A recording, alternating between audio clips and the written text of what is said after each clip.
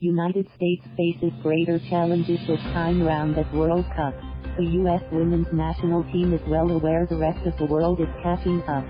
Long dominant on the international stage, the number 1, ranked Americans are heading to France for the Women's World Cup with any number of teams potentially in position to topple the defending champions. Among the challengers are host France, upstart England, the surprise third-place finisher at the 2015 World Cup in Canada, and even the Canadians themselves, who would love to get an upper hand in a long-standing rivalry with their North American neighbors. I do not think that the U.S. is as strong as they have always been. The same with Germany, while not underestimating teams like Italy and Spain that may be inferior, says Sweden midfielder Kosovar Asllani. We will of course do everything to be at the top. It is open for any national team, really. Ellis is leading the U.S. team into her second World Cup as coach. She selected a roster that emphasized experience, but the lineup will look vastly different from 4 years ago. Stalwarts Wambach and Lauren Holiday have retired, and Carli Lloyd, who scored a hat-trick in the title game in Canada, has moved into a super sub role off the bench. The U.S. women are focused on winning on the field in France, even while at home they are looking for a different victory. Known for championing women's rights and equality, the players collectively filed a lawsuit alleging discrimination by the U.S. Soccer Federation and seeking pay equitable with that of players on the men's national team.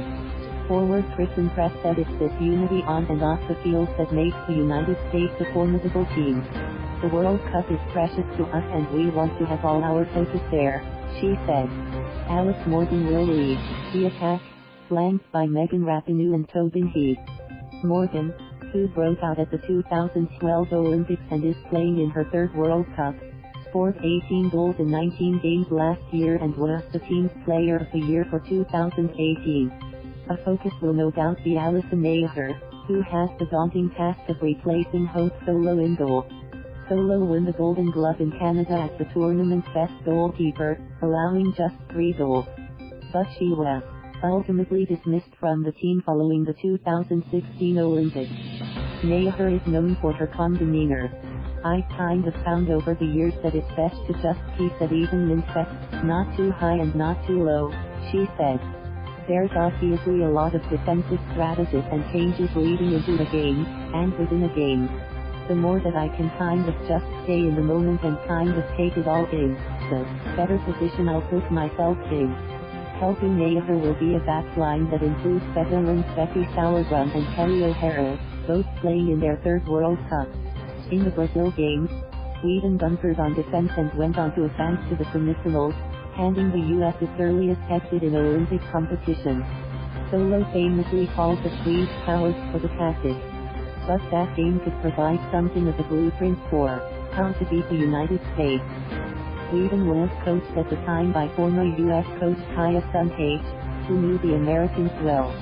Sundhage has since moved on, but the U.S. will again face Sweden in the final game of the group stage. Ellis joked before the draw in December that she fully expected to be grouped with Sweden, so of course it happened.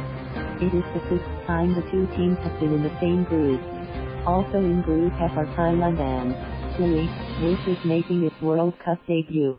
I think that the emphasis is not to overload or add, it's more about trusting what we've done and going in there and now just being able to focus on what's exactly in front of us in terms of games, Ellis said. I think that sometimes coaches go to a playoff round or go into the postseason and suddenly, what do you want to do more and more and more, and I think the complete opposite actually. The U.S. will open the tournament against Thailand in Reims on June 11. Sweden, ranked number 9, will face the U.S. on June 20th in Le Havre, the final group match for both. The U.S. and the Swedes are expected to advance to the knockout round.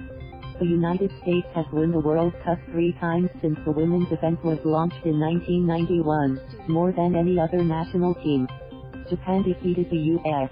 in an emotional final in 2011 that came as that nation was still reeling from a devastating earthquake and tsunami.